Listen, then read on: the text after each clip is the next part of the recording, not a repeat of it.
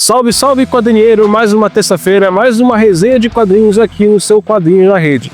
E olha só que legal, olha só que coisa boa, uma das vantagens da gente sempre ter filmes novos de super-heróis da Marvel, da DC no cinema, é a quantidade de títulos que a Panini despeja nas bancas nessas ocasiões, envolvendo os personagens que estão sendo desenvolvidos, adaptados nas telonas. É o caso de Capitão América, Admirável Mundo Novo, que tem resenha aqui no canal, tem conjecturas, teorias aqui no canal, assistam. E é o caso também do Hulk Vermelho e Estampa, que ilustra a saga do Hulk, o quadrinho que vamos resenhar juntos no programa de hoje. Mas primeiro, solta a vinheta! Muito bem, quadrinheiro, o que foi que aconteceu? Deixa eu contar aqui para vocês. Lá em 2008 foi publicada uma saga, uma revista, aliás, do Hulk Vermelho. Hoje em dia é um personagem que está indo no mainstream, está ganhando filme, mas lá em 2008, quando eu vi que ia ser lançado isso daqui, eu pensei, que ideia estúpida. Essa que é a vantagem da gente amadurecer. A gente vê que as coisas que pareciam ruins não são tão ruins assim, né? Na época, em 2008, eu tinha um certo preconceito contra a figura do senhor Geoff Lobo. Por quê? Vou dizer para vocês. Havia sido publicado o último grande arco do Hulk, antes disso aqui sair, foi justamente Hulk contra o Mundo, que é a sequência de Planeta Hulk. São duas das maiores revistas, das maiores histórias já contadas, estrelando o alter ego de Bruce Banner. E essa época que estava sendo publicada essa revista era de uma época que as sagas da Marvel, que as histórias da Marvel eram muito boas. A gente estava vindo aí de Guerra Civil, Vingadores do Bendis, um monte de história boa. E assim, a gente acabou de sair de o Hulk no Planeta Hulk, no Hulk contra o Mundo, estava vindo de um intelecto, de uma qualidade, de uma sanidade tão grande, que era bom, era gostoso de acompanhar. E você pegar um autor, ignorar totalmente o Bruce Banner, trazer um personagem Hulk vermelho, com esse tipo de desenho caricato, era de ter um certo preconceito, até porque isso aqui era escrito pelo Geoff Lobo, que na época tinha acabado de lançar Os Supremos 3, que ia na contramão dos Supremos 1 e 2, brilhantemente criados pelo Mark Millar e pelo Bryan Hitch. Então eu já tinha toda uma má vontade com esse camarada aqui. Eu não tinha conhecido, por exemplo, os trabalhos dele na DC e tudo mais, e me recusei. Pensei, não vou ler isso aqui. O que foi um ledo engano, porque se tem uma coisa que eu gosto, e já falei com vocês sobre isso aqui, é gibis como os gibis deveriam ser. Sabe? Isso aqui é um gibi de super-herói, um dos mais divertidos que já chegaram na minha mão nos últimos tempos. É porradaria do começo ao fim, como uma boa história do Hulk deve ser.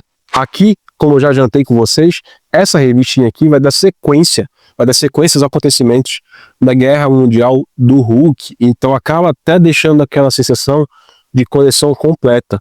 E como eu falei, isso aqui era esteira, vinha na esteira da Guerra Civil, então algumas coisas que eu gosto dessa época, como por exemplo, o Homem de Ferro, o diretor da S.H.I.E.L.D., o Thor com a Força Odin, o Thor sendo o pai de todos, são elementos que vão acabar dando as caras aqui nessa coleção. Então, além de ter um desenho muito bom nessa nossa splash page aqui, tudo que acontece aqui é desculpa pro Ed McGuinness desenhar páginas duplas que saltam os olhos. Acaba dando um frescor pro personagem do Hulk, que há muito tempo estava caindo naquela mesmice de Hulk ser o mais forte que existe e tudo mais. Realmente, eu até entendo o autor. Depois do que aconteceu com o Hulk no Planeta Hulk, que o Hulk virou, a certa forma, virou um gladiador, depois de ver o que aconteceu com o Hulk no Hulk contra o Mundo, foi aqui uma boa sacada, uma boa sugestão de tirar o holofote do Bruce Banner e colocar aqui no Cuidado com Spoilers do General Thunderbolt Ross. O que é interessante para você é que se viu só os filmes com essa personagem só pelo cinema, vai se deparar aqui com um Hulk cheio de personalidade.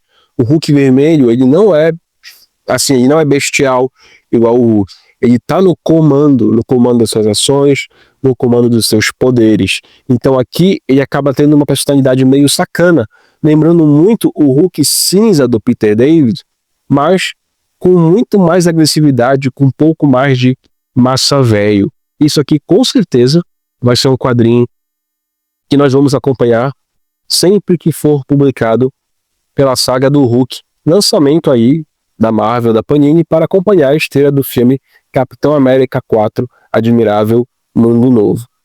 E sem mais delongas, vamos fazer aqui a resenha dessa edição de A Saga do Incrível Hulk. E essa edição, a exemplo de outros clássicos do Loeb, como por exemplo Um Longo Dia das Bruxas do Batman, ou até mesmo o Batman Silêncio, essa edição também começa com a investigação de um assassinato. A vítima, no caso, é o Abominável, isso mesmo, o Abominável aí, o vilão clássico do Incrível Hulk, que acabou sendo assassinado por uma arma de calibre gama.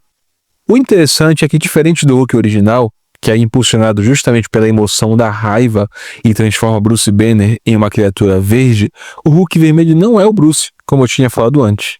Ele é revelado aqui como sendo o General Thaddeus Thunderbolt Ross, um dos maiores rivais de Bruce Banner, por meio de experimentos com raio gama.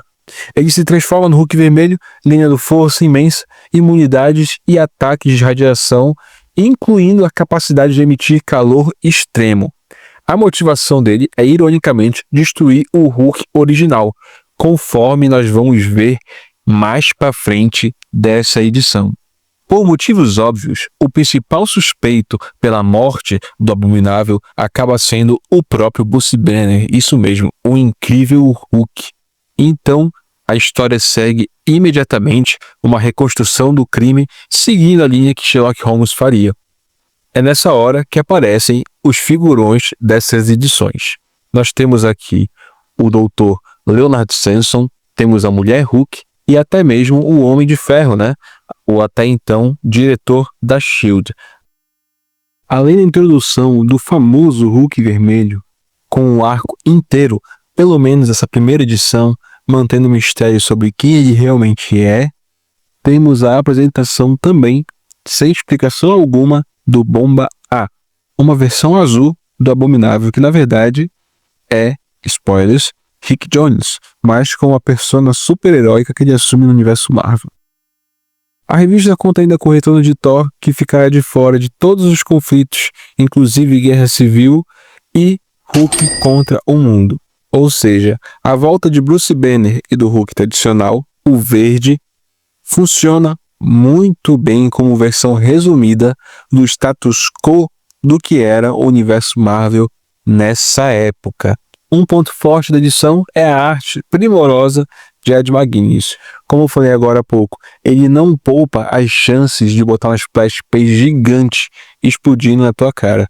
Isso, sem dúvida, é o tipo de arte que imediatamente chama atenção, algo que é reforçado pela curiosa presença de um Hulk na cor vermelha. Vale a pena, se você gosta de gibis de super-herói que são repletos de ação, não tem muito diálogo e tem uma arte muito boa e que envolve todo o universo Marvel, a saga do Hulk vermelho, edição número 1, é a pedida certa para você. E aí, quadrinheiro, me diga, você tá fazendo também essa coleção? O que você achou? Você, assim como eu, também teve esse preconceito quando isso aqui foi lançado lá atrás? Diz pra gente. Falar com vocês sobre gibis, especialmente sobre gibis legais, é sempre muito bom. Até a próxima, quadrinheiro, e tchau, tchau!